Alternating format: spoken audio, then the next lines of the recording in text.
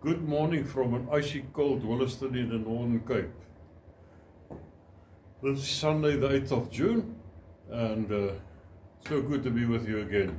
Let's talk about Pentecost. We're in that season of Pentecost and the Lord blesses us. Many people look at the biblical feasts and presume these are simply Jewish traditions, but it's not so. They aren't just random celebrations. They are firstly God's feasts. God says so in Leviticus 23 from verse 1. And the Lord spoke to Moses, saying, Speak to the children of Israel and say to them, The feasts of the Lord, which you shall proclaim to be holy convocations, these are my feasts. Secondly, Pentecost is one of the most incredible examples of God's perfect prophetic planning, planted throughout history. What or when is Pentecost? Leviticus 23:15. And you shall count for yourselves from the day after the Sabbath, that is Sunday, from the day that you brought the sheaf of wave offering, 7 Sabbaths shall be completed. Count 50 days to the day after the 7th Sabbath, then you shall offer a new grain offering to the Lord. So this feast celebrates two things for the Jewish people. The wheat harvest, and secondly, the giving of the law. According to the Torah that was given on Mount Sinai. You read in Exodus 19 verse 1, In the 3rd month, after the children of Israel had gone out of the land of Egypt, on the same day they came to the wilderness of Sinai. The same day refers to the first day of the 3rd month. The Jews celebrate the feast of Pentecost 50 days after the Passover. From the departure out of Egypt to the coming to Sinai were 45 days. When they left Egypt to Sinai, 45 days. For they came out on the 50th day of the 1st month, from which day to the 1st of the 3rd month counts 45 days. On the 2nd day of this 3rd month, Moses went up to the mountain. And then the 3 days were given to the people to purify themselves before the Lord would descend on the mountain. This gives the 4th day of the 3rd month, or 49th from the departure out of Egypt. On the next day, which was the 15th from the celebration of the Passover, the glory of God appeared on the mountain, in commemoration of which the Jews celebrate the feast of Pentecost. So there we have it.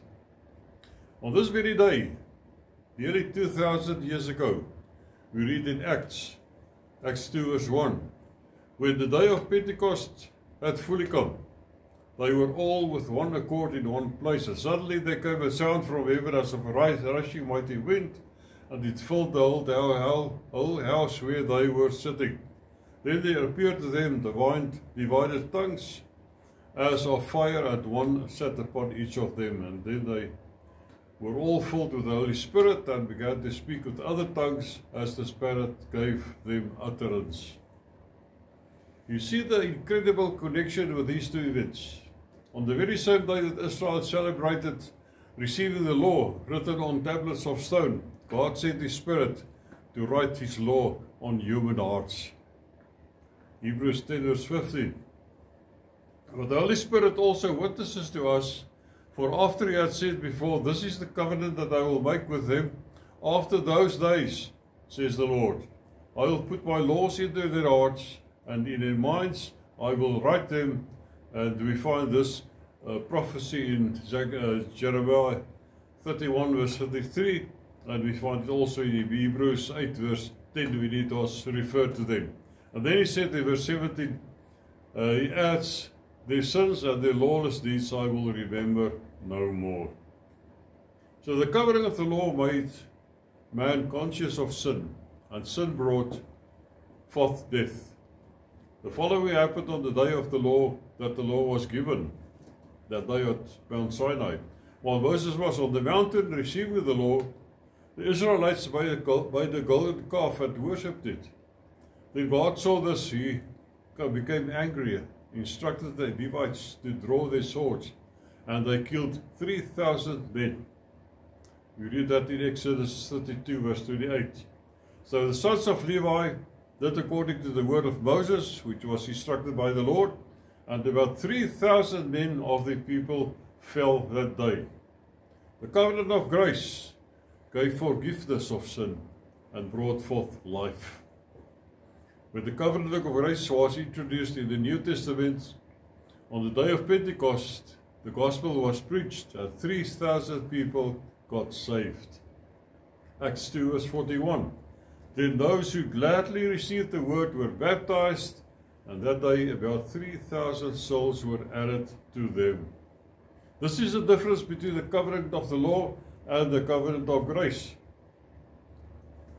This wasn't a coincidence, but a divine appointment set thousands of years in advance. The law was a shadow of better things to come. Colossians 2 verse 16. So let no one judge you in food or in drink, or regarding to a festival or a new moon or Sabbaths, which are a shadow of things to come, but the substance is of Jesus Christ. There is another very interesting fact about God's instructions for Pentecost. Leviticus 23 verse 17. You shall bring from your dwellings 2 wave loaves of 2/10 of an ephah. They shall be of fine flour, they shall be baked with leaven, they are the first fruits to the Lord. These loaves contained leaven. That's extraordinary because throughout Scripture, leaven typically symbolizes sin. During Passover, all leaven had to be removed from your homes. Other grain offerings in Leviticus also had to be made without leaven. But here, God specifically commands them that leaven to be included. Why would God want an offering with leaven? These 2 loaves perfectly picture the body of Jesus Christ. One loaf representing the Jews, other one representing the Gentiles. Both contain leaven. We all have sin in our lives, yet despite of our imperfections, God accepted us as His. Also notice that there are 2 loaves. It isn't random either, because it is a picture of Jews and Gentiles being brought together in one body in Christ Jesus, yet maintaining their distinct identities. God wasn't surprised when Gentiles came to faith, because He planned it from the very beginning. When did the Holy Spirit create this unified body of Jews and Gentile believers? That was on Pentecost, of course. The very day these 2 leaven loaves were to be presented. The miracle of Pentecost isn't just a historical event, it's a living reality for us today. Just as God took 2 separate loaves with leaven and presented them together before Him, He is doing the same with us. Jews and Gentiles are both imperfect, yet both are accepted in His sight through the Messiah, and thank God for that. Pentecost shows us something profound about God's heart. He doesn't demand perfection before accepting us. He takes us with our leaven, with our imperfections, and transforms us by His Spirit. Same Spirit that came down with power on the day of Pentecost, on that morning, when nearly 2,000 years ago, lives in you and me. At Mount Sinai, the people said, all the Lord has spoken, we will do. We find that in Exodus 19 verse 8. They failed because they tried in their own strengths. What they could not do under the law, does the Holy Spirit through us, in us. There's also another reality in God's prophetic planning. It was not only the Israelites that left Egypt that night of the Passover. They were foreigners. There were foreigners too, who lived among them and left Egypt with them. These foreigners were forbidden to eat the Passover meal with the Jews. Exodus 12 verse 45 says, "A sojourner and a hired servant shall not eat it." These foreigners did not carry the mark of the covenant, the circumcision, on them. But God made a way. Exodus 12 verse 48. "And when a stranger dwells with you and wants to keep the Passover of the Lord, let all his males be circumcised, and then let him come near and keep it, and he shall be as a native of the land. For no uncircumcised person shall eat it." This also was a foreshadow of things to come, as we read in Colossians 2 verse 17. That was the new covenant. Ephesians 2 verse 11 says, "Therefore remember that you once Gentiles in the flesh, who are called uncircumcision, by what is called the circumcision made in the flesh by hands. At that time you were without Christ, being aliens from the commonwealth of Israel and strangers from the covenants of promise, having no hope and without God in this world. But now in Christ Jesus, you who once were far off have been brought near by the blood of Jesus Christ." And Romans 2 verse 28 says, "For he is not a Jew who is one outwardly, nor is circumcision that which is outward in the flesh, but he is a Jew who is one inwardly, and circumcision is of that of the heart, in the spirit, not in the letter, whose praise is not from men, but from God." This is why Pentecost matters so much. It's the day when God's presence moved from dwelling in a temple made by hands to a dwelling in human hearts.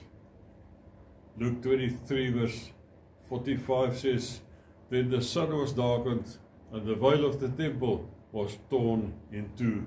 That was when Jesus died on the cross of Calvary.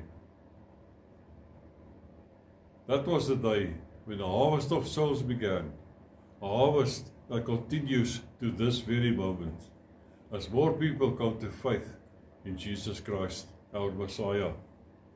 When we understand Pentecost, we understand God's perfect timing, His perfect plan, and His incredible love for both Jew and Gentile. As we celebrate this feast, let us remember we are those two loaves presented together before the Lord, united by His Spirit into one body, while maintaining our unique identities. One thing we must never forget is that the person with a capital P, performing what happened on the day of Pentecost, was the Holy Spirit. And He is still with us until today, and He will never leave us. This concludes this week. Next week, God willing, we will learn more about the working of the Holy Spirit in the body of Jesus Christ. May God bless and keep you. Amen.